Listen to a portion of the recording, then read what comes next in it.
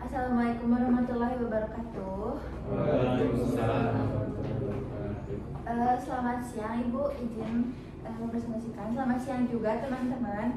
Perkenalkan kami dari kelompok 4 Sistem Informasi di Universitas Bali Bandung. Nah, hari ini kami mau sharing hasil proyek mata kuliah Bahasa Indonesia dengan judul Bahasa dan Komunikasi Publik, Studi Penggunaan Gaya Bahasa di Media Sosial oleh Kang Deddy Mulyadi terhadap audiens multigenerasi.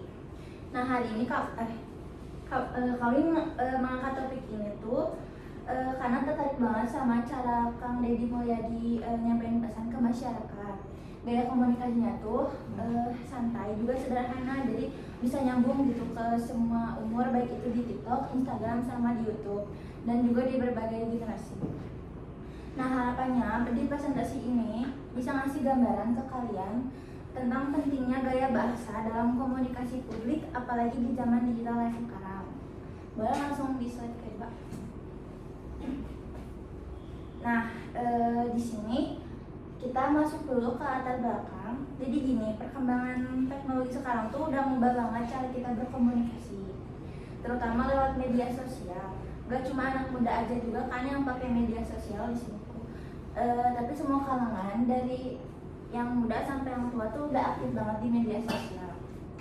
Kayak kalian pasti gak jarang ngeliat balita atau seumuran bayi gitu dikasih HP buat biar diem gitu, biar anteng. Nah, itu tuh termasuk kayak penggunaan media sosial di masa dini. Nah, salah satu sosok yang keren banget dalam memanfaatkan media sosial tuh ada Kang Deddy Mulyadi. Di sini tuh dia aktif banget di YouTube, Instagram, di TikTok, juga kayak di platform media sosial yang lainnya. Cuma di kita bakal bahas 3 media sosial aja, yaitu di TikTok, Instagram, dan YouTube di 3 generasi. Nah, dia nyampein pesan-pesan yang berhubungan dengan sosial, budaya, sama kehidupan masyarakat sehari-hari. Nah, yang bikin Kang Deddy Kang Deddy keren tuh, dia punya ciri khas dia masing-masing. Dia tuh selalu pakai penutup kepala kemanapun dia berada, walaupun dia lagi ngonten, lagi lagi kayak sama pejabat gitu, dia pasti selalu pakai penutup kepala. Nah,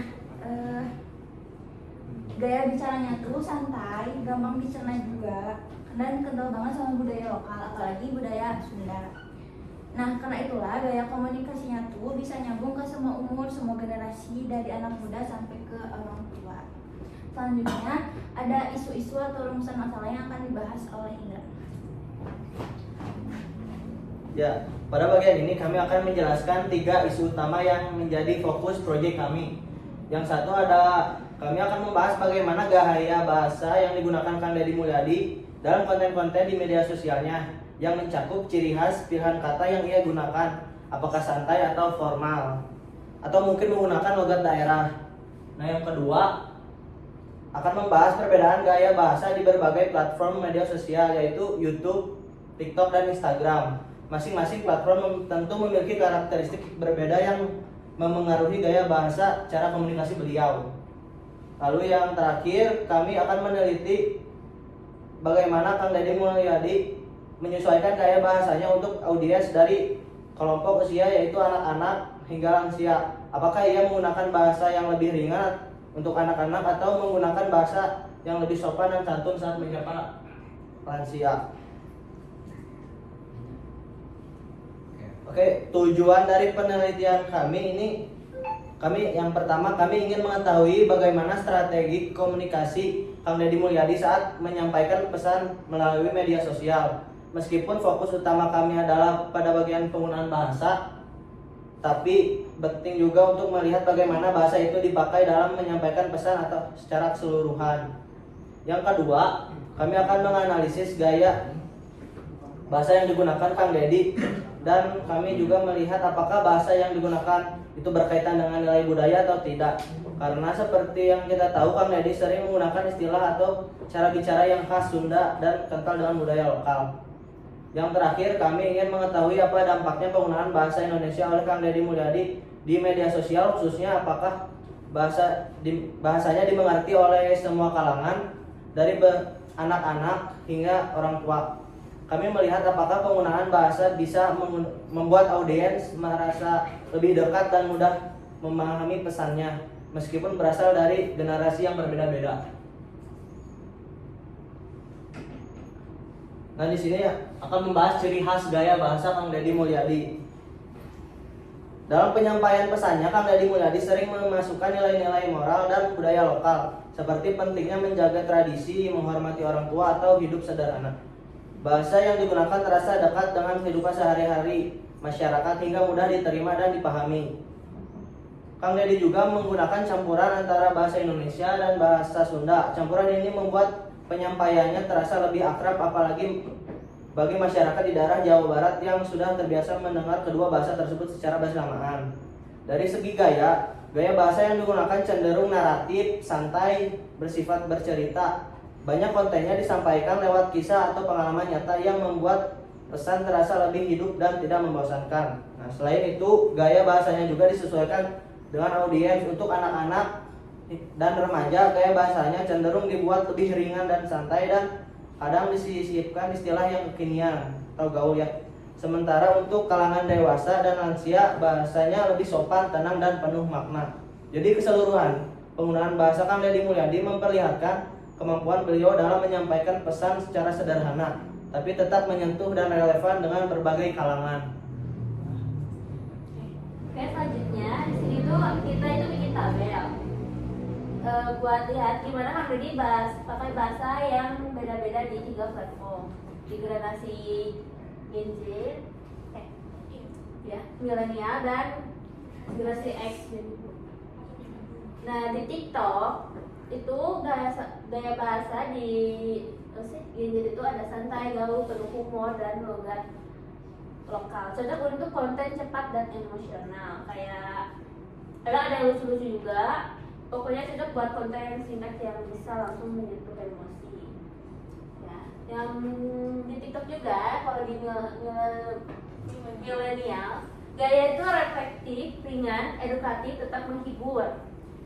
Jadi kayak masih santai tapi lebih adem, dan unsur edukasinya juga kadang ngajak mikir soal isu sosial gitu. Nah, kalau di generasi X atau baby boomers, bahasanya sopan, tetap merakyat, nuansa budaya lokal dijaga, ya. Kayak bahasanya sopan, hangat, dekat sama budaya lokal, jadi berasa lebih akrab gitu. Kita lanjut ke Instagram. Kayak visual menarik, captionnya kekinian dan pendek. Jadi lebih singkat dan kekinian, lebih tepatnya to the point gitu lah.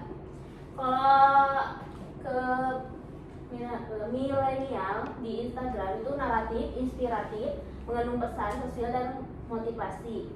Jadi kayak lebih panjang dan nyentuh, sering kasih motivasi atau pesan sosial yang bikin mikir. Terus ke generasi X di Instagram, captionnya formal, kutipan budaya, nilai tradisi ditekankan. Kayak captionnya lebih formal gitu, terus kadang pakai kutipan atau pesan budaya, dia tetap bernilai. Lanjut ke YouTube, bahasanya ringan tapi naratif, videonya santai dan relatif.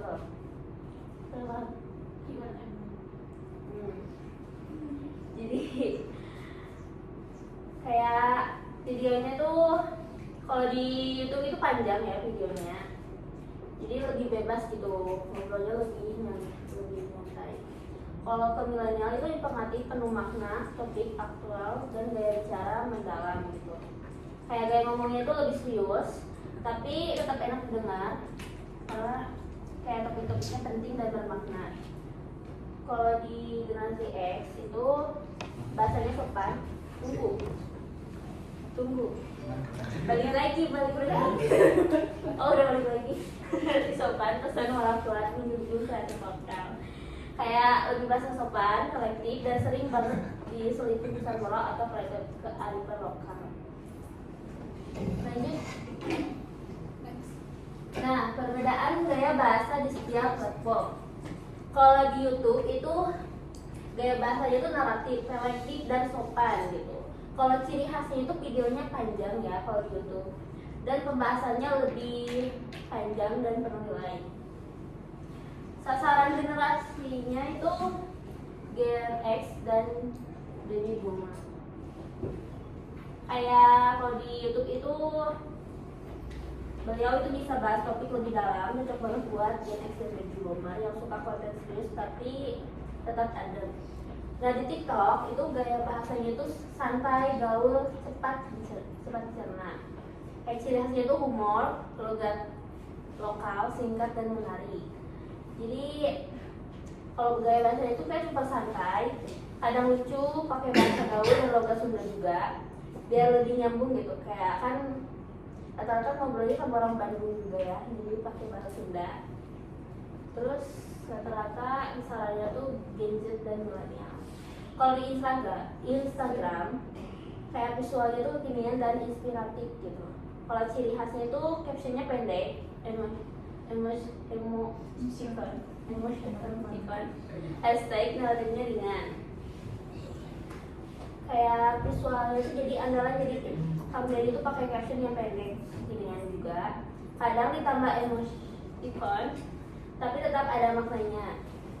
Pas banget buat generasi muda yang pengen konten singkat tapi tetap dapat filter gitu. Yang sasaran itu Gen Z dan milenial. Oke, lanjut. Oke. Selanjutnya teman-teman semua, di sini ada pengaruh komunikasi di media sosial. Yang udah disebutin tadi ya, ada generasi Gen Z, ada Gen milenial dan Gen X atau Baby Boomer. Nah teman-teman semua, di kalangan Gen Z ini, mereka merasa dekat dengan terwakili. Mereka aktif, menyukai, mengomentari, dan membagikan konten yang relevan dengan kehidupan mereka. Jadi, menurut Gen Z ini, mereka jadi merasa terwakili dan nyaman dengan gaya bahasa Kang Deddy Mulyadi. Terus, mereka juga merasa gaya bahasa yang Kang Deddy Mulyadi ucapkan itu santai dan gaul gitu. Dan ini juga membuat mereka jadi aktif, menyukai, mengomentari dan menjadikan konten yang relevan bagi konten KDM ini. Terus ada Gen milenial, mereka merespon dengan cara yang lebih reaktif. Terus mereka tidak hanya menonton tapi juga berdiskusi dengan menyebarkan pesan sosial melalui platform masing-masing. Nah di Gen milenial ini, para Gen milenial jadi lebih suka mendiskusikan tentang konten-konten KDM yang ada di YouTube biasanya ya. Terus di generasi Gen X atau Baby Boomer, mereka merasa dihormati dan dilibatkan. Gaya komunikasi KDM yang sangat sopan dan penuh nilai tradisional memperkuat rasa kepercayaan dan kebanggaan terhadap budaya lokal. Selanjutnya, teman-teman semua, di sini ada presentasi data yang berasal dari eksplisit dalam sumber yang ada. Nah, itu adalah fakta dan data dari pengikut Kang Deddy Mulyadi. Yang pertama itu ada di TikTok sebesar 40%, efektif tertinggi, gaya bahasa yang santai dan gaul, menjangkau audiens muda secara luas. Nah, jadi dengan sekitar 7,8 juta pengikut di TikTok, merupakan platform dengan jangkauan audiens muda yang sangat besar. Sehingga persentase efektif atau keterlibatan di sini bisa diasumsikan lebih tinggi, misalnya sekitar 40%. Di Instagram sebesar 35%. Gaya yang naratif dan inspiratif, efektif juga untuk audiens muda dan dewasa dengan visual yang menarik. Nah, dengan pengikut sekitar 3-4,4 jutaan, Instagram menjadi platform yang efektif menjangkau audiens muda dengan dewasa, sehingga efektif bisa diasumsikan sekitar 35%. Sedangkan di YouTube sebesar 25%, gaya bahasa panjang, relatif, dan sopan menjangkau audiens dewasa dan generasi tua. Di YouTube dengan pelanggan sekitar 7 jutaan, gabungan karena utama lainnya, namun dengan gaya bahasa yang lebih panjang atau audiens yang lebih dewasa, efektivitasnya bisa diasumsikan sekitar 25%. mungkin kenapa di TikTok banyaknya 40%, karena di TikTok itu banyak gen-gen yang ngikutin lebih sering scroll TikTok gitu, jadi presentasinya itu lebih banyak di 40% yaitu di TikTok. Terus presentasi ini mencerminkan proporsi relatif dan jangkauan dan keterlibatan audiens Kang Deddy Mulyadi di setiap platform. Bukan data resmi statistik keterlibatan, angka ini digunakan untuk memvisualisasikan bagaimana strategi komunikasi KDM menyesuaikan gaya bahasa dan konten sesuai karakteristik platform dan audiens yang berbeda-beda. Selanjutnya, mungkin sebelum dari kesimpulan dan saran, teman-teman di sini ada yang mau ditanyakan? Boleh bertanya setiap kelompok. Kelompok 3 dulu.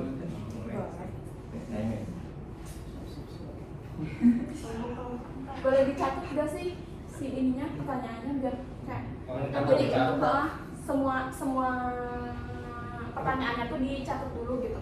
Jadi biar semuanya dulu pertanyaan dulu baru kita jawab satu-satu pertanyaannya gitu. Di sini maksudnya. Iya, tolong dicatat. Nah, masing-masing pertanyaan dulu. Kayak Kan dari boleh kelompok bertanya satu kan apa? ada kelompok 2, Banyak. kelompok 2, 3 sama 5 ya. Kenapa ikan hiu? Kayak gitu makan tomat.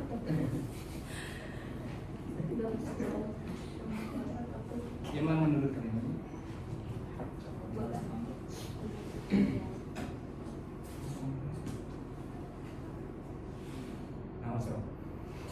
Apa ya? Ayo, Ada ayo. apa ya? Jelasin.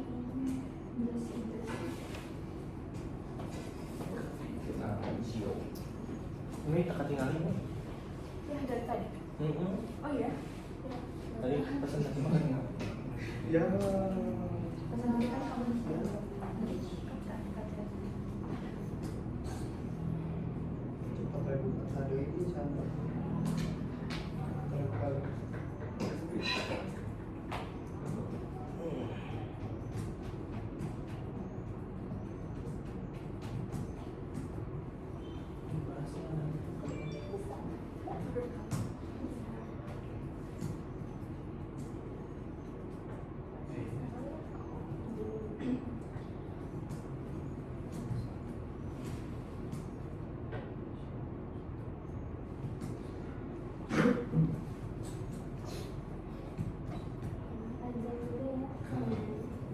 Jadi dua langsung.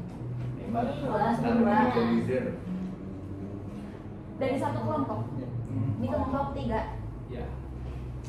Oh iya. Terus kelompok 2. Kelompok 2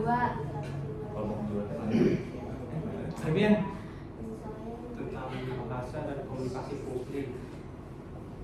Jadi untuk perlu diketik buruk.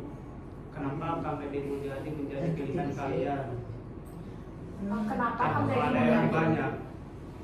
Lainnya banyak. Itu banyak.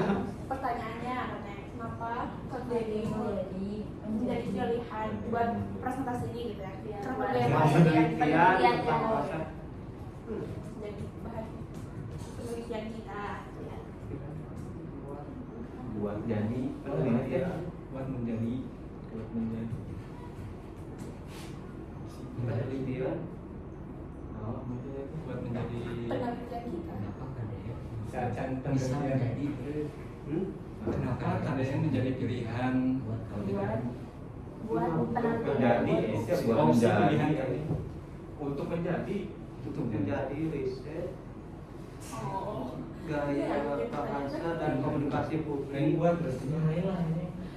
Membuat kalau membuat. Terus kelompok berapa? Proyek Menjadi bahan Bahan penelitian. bahasa komunikasi publik dan buat mereka Gimana ya? Ganti deh soalnya. Betul ya, penelitian. Kelompok ngomong aja. Kelompok berapa? 5? 3. Kelompok 4 mah kita. Iya kelompok 5 tuh. Iya, maksudnya kelompok 5. Dan itu tadi ada 5. Kelompok 5 sahabat.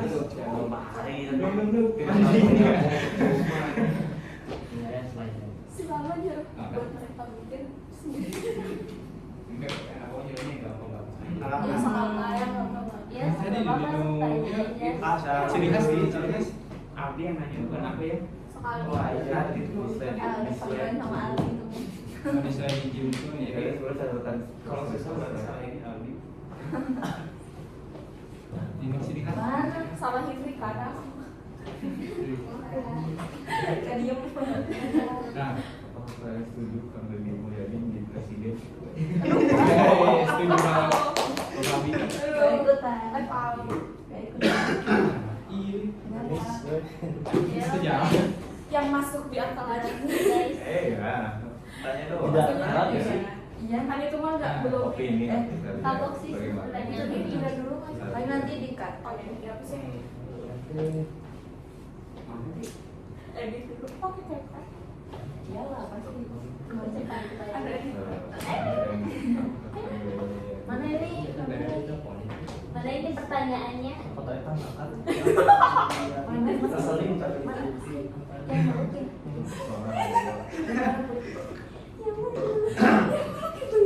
Yang putih. Bukan yang Ah, murah. iya, tadi Oh, bukan. Genzi ada, mulai dari dong. Nah, kelompok 5. Kalau misalnya apa ya pertanyaannya merujuk ke diskusi mah nggak usah ditulis ya. Hah? Kalau misal pertanyaan kelompok 5 merujuk ke diskusi bareng gitu mah nggak usah ditulis ya. Oh, iya. Jadi biar langsung diskusi bareng gitu. Jadi nanti kita sama langsung jawab yang kalau diskusi. Kalau misalnya Tapi kayak buat jawab. Dijelasin aja. Buat jawab soal-soal ini. Itu udah jelas sih. Pertanyaan itu apa? Satu empat sih. sama ini. Apa Dua namanya? dan satu. Bisa merangkul gitu ya positif. Oh iya bilang dari dia bilang. Apa tuh? Apakah ini apakah? Apakah Atau mungkin atau mau jawab dulu pertanyaan kelompok kita jadi ini kalau misalnya jadi kan sama. Boleh jawab Biar pertanyaan itu. Enggak ah, pengen semuanya. Ini dulu. Oh, mau diserang nih. Kelompok 5 Atau enggak? Dana, Pengen semuanya. Salman. Itu Aldi yang bertanya. Aldi. Nah, iya. Nah, coba. Pertanyaan Juga kan gitu. diskusi. Coba ini. Oh, gimana? Oh. Gimana nanjokitnya? Apa tadi? Ada. Dalam era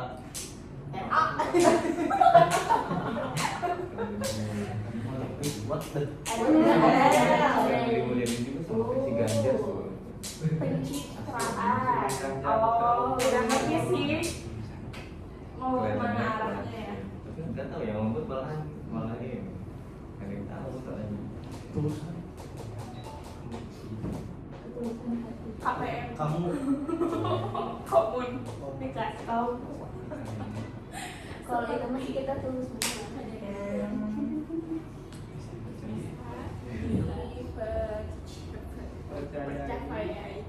Percaya. Percaya. mendalam gitu ya. Dalam banget. Oh, 2 juga ini pertanyaannya. Double kill euy. Enggak lah ini. Bilang.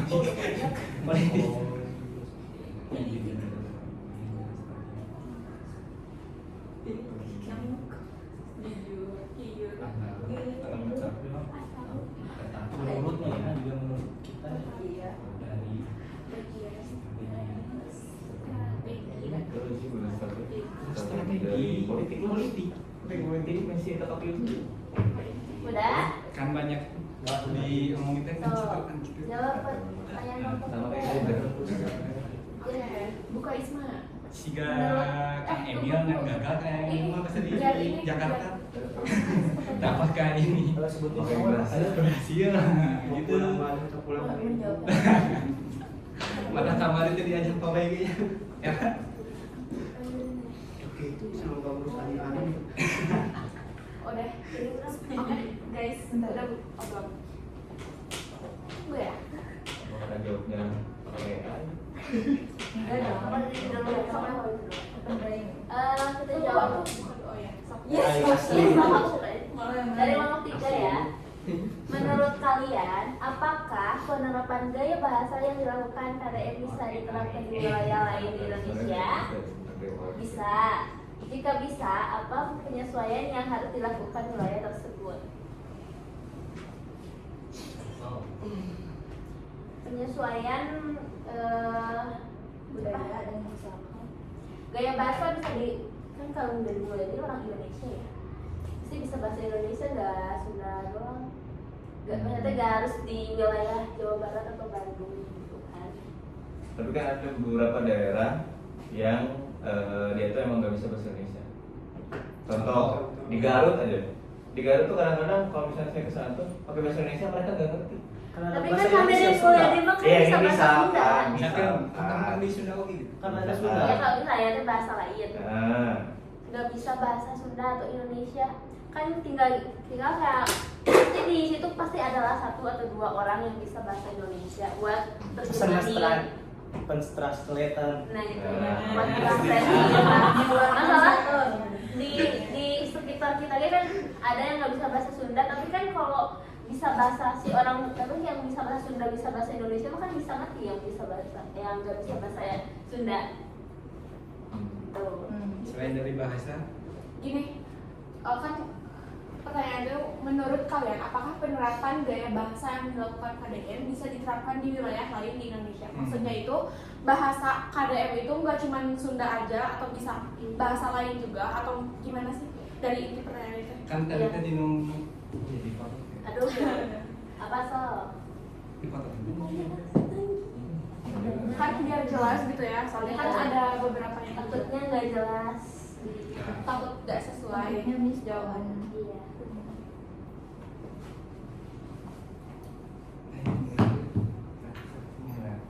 Minum tabel tadi teh. Oh, kabel. Nah, perjalanan. Saya Analisis kaji gaya bahasa. cerita. Iya. Kenapa sih? Tertulis tapi. Mungkin terlalu di close. Ada ini lagi. Udah. Ini ya.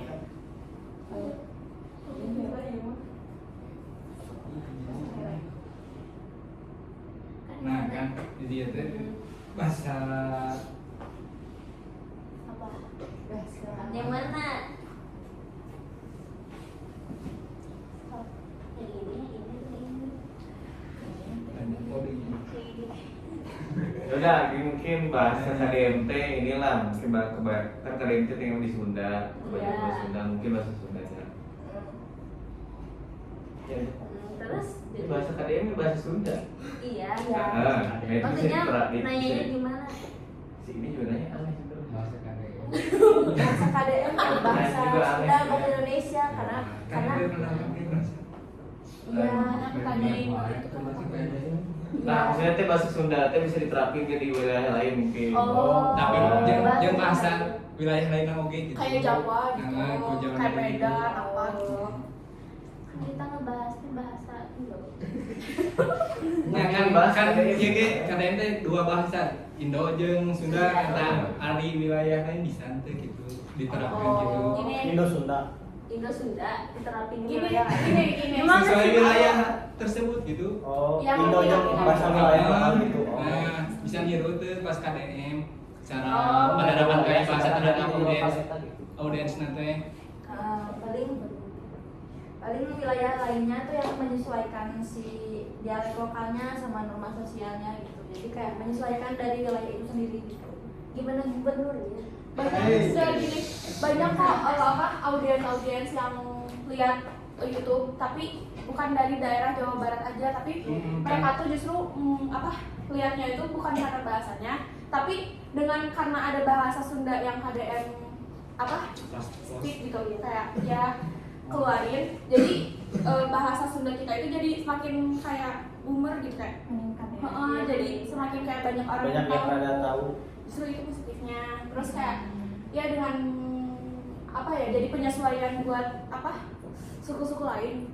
Ya jadi gaya bahasanya itu juga kan KDM juga nggak selamanya pakai bahasa Sunda kan. Jadi ada bahasa Indonesianya juga. Lagian juga pasti ada apa ya, ngertinya tuh karena pakai bahasa apa ya, bahasa sendiri gitu. Jadi karena konten itu jadi bagus lah gitu. Jawab. Ya. Oke, lanjut kelompok. Pertanyaan kelompok 2.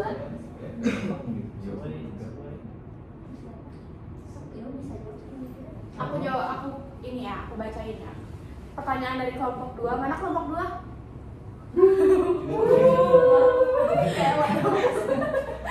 Kenapa KDM menjadi pilihan kalian untuk menjadi bahan penelitian? Karena Kan kita tuh mau nyari bahasa gaul di sosial media gitu. Kalau sosial media semua itu kan banyak banget ya, karena akun teh pasti beribu-ribu berjuta-juta gitu kan. Jadi kita milih akun ini yang sangat Lagi hype. Juga dan juga merupakan contoh nyata kayak tokoh publik yang sukses memanfaatkan media sosial gitu. Jadi dia tuh emang pinter muter otak buat ngebagiin kayak di TikTok ada 3 generasi kan, jadi dia bakal menyesuaikan gitu. Banyak konten juga kan tentang apa KDM yang apa kayak ikutan konvoy gitu-gitu kan, itu Iya. termasuk contoh kayak iya ya. Dia tuh Pengabdian jadi masyarakat. benar. Pengabdian masyarakat. Gimana? begitu. yang itu kayak rekomendasi juga dari Budiana Ya, ya. rekomendasi juga dari Bu Diana, jadi milih KDM. Jadi Ya, Jadi jadi kan jadi- sempat Iya. emang awalnya tuh kita bingung mau pilih apa ya yang cocok awalnya tuh kita tuh mau pilih kayak gaya bahasa yang cocok di media sosial gitu, tapi kata Budiana itu lebih bagus kalau misalnya ada tokoh publiknya gitu. Terus kita tuh bingung, dan emang waktu itu tuh lagi geger-gegernya KDM yang konvoy, terus kayak oh iya juga ya, ini kayaknya bagus juga gitu. Jadi kalian tuh opsi buat kita penelitian karena dia tuh merupakan contoh yang sangat relevan buat kita teliti gitu. Oke, lanjut. Terjawab. Puas. Kelompok 5. Oke. Lanjut ke pertanyaan ke kelompok 5. Aku bacainnya soal pertanyaannya. Nah, dalam era politik yang penuh pencitraan, sejauh mana ketulusan komunikasi seperti KDM bisa dipercaya oleh publik? Apakah ini bentuk komunikasi politik yang jujur atau tetap bagian dari strategi? Nah,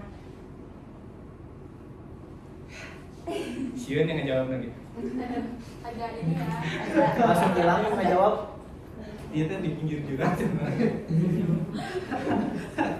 Si Ali dan yang kalau misal dibahas ketulusannya tuh karena dia tuh konsisten ininya loh, kayak apa namanya, ngegunain bahasa gaya komunikasinya, jadi bisa kelihatan ketulusannya dari situ. Jadi dia tuh emang konsisten di setiap media sosial sama penggunaan gaya bahasa ke masyarakat gitu.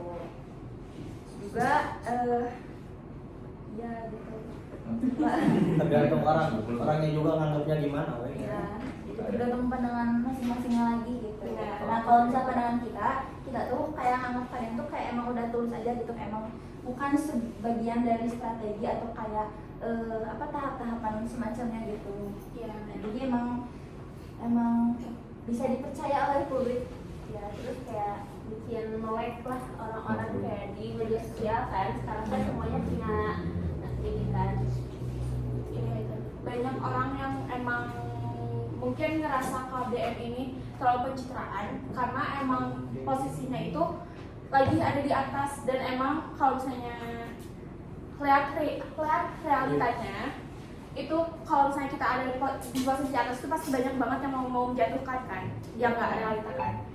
Terus dengan kita melihat kayak KDM ini tuh, dia tuh emang konsisten aja gitu. Jadi kayak nggak karena dia lagi ada di atas jadi dia pencitraan buat jadi naik jabatan atau apa, tapi emang dari dulu tuh dia selalu kayak apa ya, pentingin Masyarakat terus justru dia tuh bikin konten-konten ini tuh bukan jadi pencitraan, tapi malah jadi kayak bisa nolong orang-orang yang lain gitu, kayak orang-orang yang bisa dia tolong, kayak banyak orang-orang yang di jalanan, banyak orang-orang yang emang kurang mampu juga dia tolong karena dari konten-konten dia. Selain konten-konten dia ini bisa bikin kita sadar dan melek tentang lingkungan kita sekitar ya, itu dari positif konten-kontennya dia gitu. Jadi enggak karena pencitraan politik atau komunikasi politik yang jujur tetap bagian dari dia apa gitu.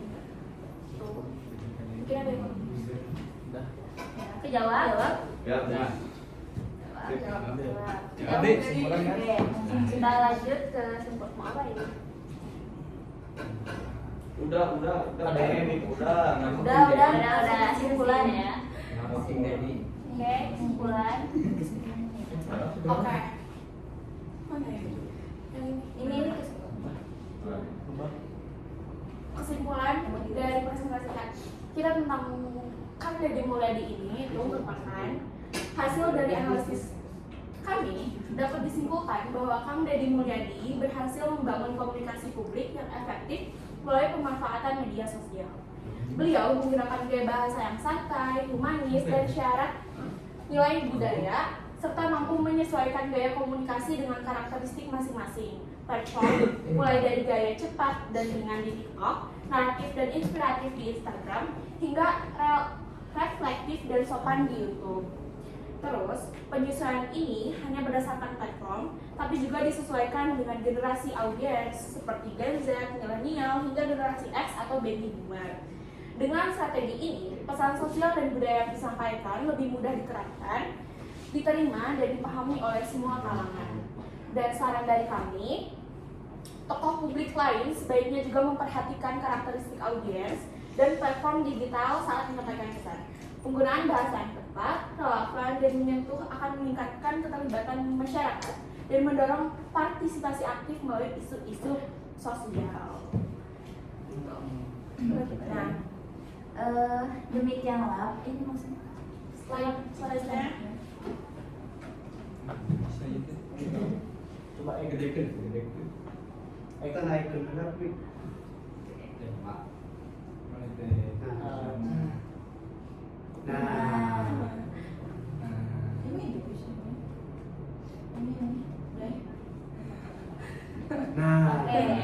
Nah, demikianlah presentasi dari kami mengenai bahasa komunikasi publik. Nah, kami berharap materi yang telah kami sampaikan dapat memberikan wawasan tentang pentingnya strategi bahasa dan pendekatan komunikasi publik di era digital, terutama dalam menjangkau audiens di berbagai generasi. Nah, terima kasih atas perhatian teman-teman semua.